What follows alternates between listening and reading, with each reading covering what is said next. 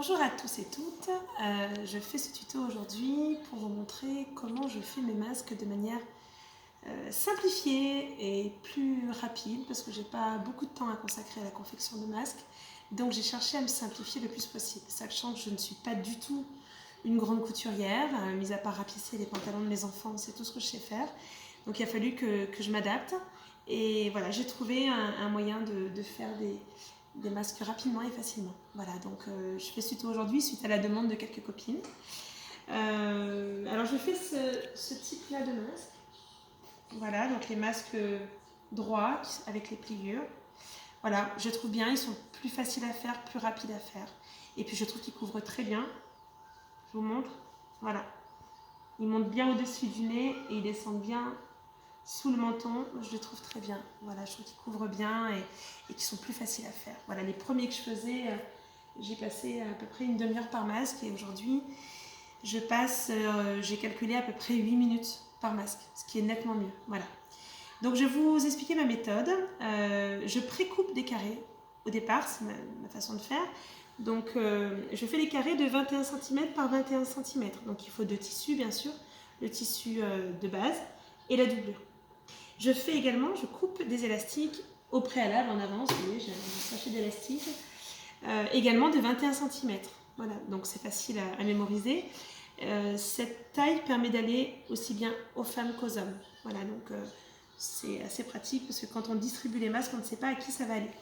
Alors, pour la confection, donc on met toujours endroit contre endroit parce qu'après on va le retourner. Bon là, moi c'est des tissus unis, donc j'ai pas ce problème. Et donc ma méthode, c'est que je ne fais qu'une seule couture tout le long, donc je gagne beaucoup de temps. Alors je vous explique et puis je m'embête pas avec des épingles, je fais ça très simplement. Donc je viens mettre mon élastique dans l'angle du tissu, hop, je referme, donc à l'intérieur, je fais attention que l'élastique soit bien au milieu, que je ne vienne pas le prendre dans ma couture. Et voilà. Et donc, je commence à coudre dans ce sens-là en faisant quelques allers-retours sur l'élastique pour bien le maintenir. Allez, c'est parti. Donc, je vous montre. Mince. Voilà, donc je fais quelques allers-retours. Et ensuite, je continue la couture et je vais m'arrêter à quelques centimètres de la fin pour pouvoir aller raccrocher l'élastique de l'autre côté.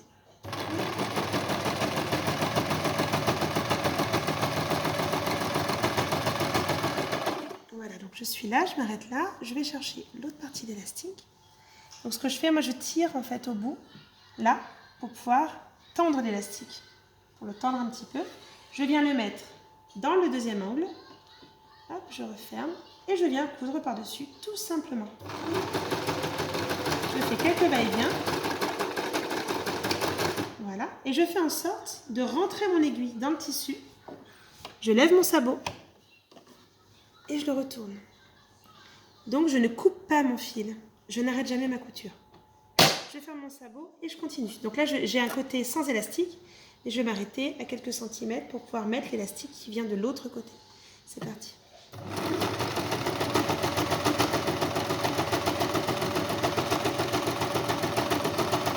Voilà, je m'arrête un petit peu avant, je prends mon élastique. De la même manière, je vais le mettre dans l'angle. Hop. Alors, voilà, je vais me mettre dans l'angle. Je le mets bien à l'intérieur pour ne pas le coudre. Voilà. Et c'est parti. Et je fais quelques allers-retours.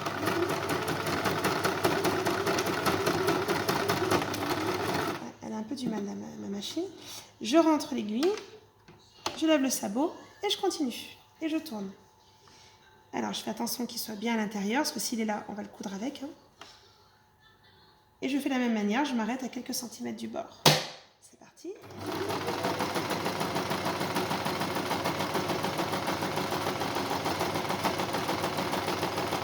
Je m'arrête là, je viens chercher la deuxième partie qui est dedans. Hop, je le mets dans l'angle, je le tends là, voilà, pour qu'il soit bien correctement, bien mis, et je viens le coudre à l'angle. Donc c'est pareil, je fais quelques allers-retours. Voilà, donc là l'aiguille est restée dedans, parfait. Je lève le sabot. Et donc là, on a cousu les 3 premiers côtés, il me reste le 4e.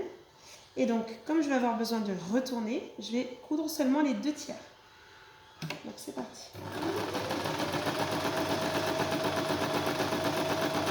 Je m'arrête là.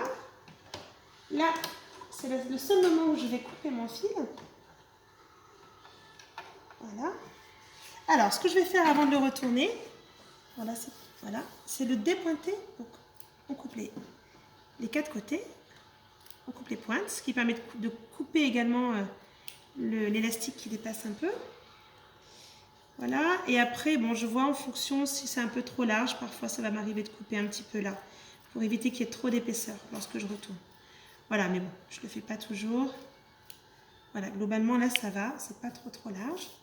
Et donc ensuite, je vais venir le retourner, tout simplement. Alors, ce qui est bien, ce qui est très pratique, c'est qu'il y a les élastiques, donc ça aide bien. Il suffit de tirer sur les élastiques pour ouvrir les 4 côtés. Voilà. Donc voilà ce que ça donne.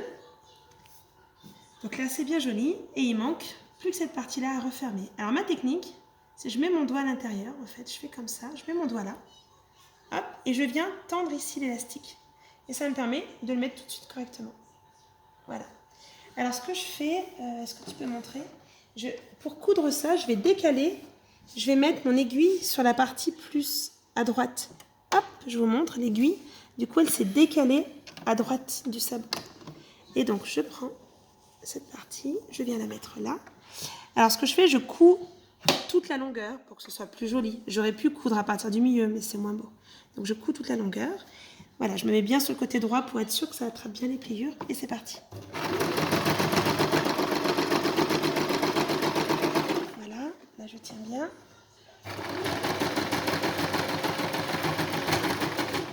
Et voilà. Alors, j'ai fait un bourrage, c'est de ma faute.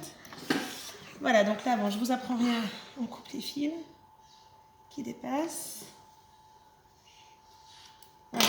Donc là, voilà, cette partie-là, je la fais en exactement 5 minutes, sans explication. Donc, voilà comment je fais. C'est ma méthode. Au départ, je ne fais que ça. Je fais que ces carrés là avec les élastiques. Et lorsque j'en ai une bonne quantité, je vais sur ma table à repasser. Et donc, je fais les plis. Donc, je vais vous montrer rapidement comme ça. Donc, je fais 3 plis, sachant que le premier pli, je le fais plus grand que les 2 autres. Enfin, que le deuxième, si vous voulez. Donc, ça fait voilà 2 petites parties et une grande partie. Pourquoi? Parce que ça, c'est la partie où il y a le nez. Et ça évite d'avoir une pliure sur le nez, ce qui est désagréable. En fait, c'est juste plus confortable. Donc, je fais ça.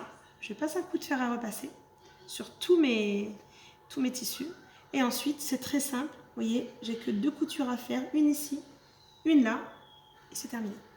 Donc, j'ai calculé qu'en 8 minutes, je fais un masque. Voilà. Donc, voilà, je trouve ça très pratique, très facile. Au final, la finalité est bien. C'est propre, c'est joli, c'est efficace. Voilà pour mon petit tuto. Et bien, maintenant au boulot, pour celles qui avaient la flemme ou qui pensaient que c'était compliqué. À bientôt.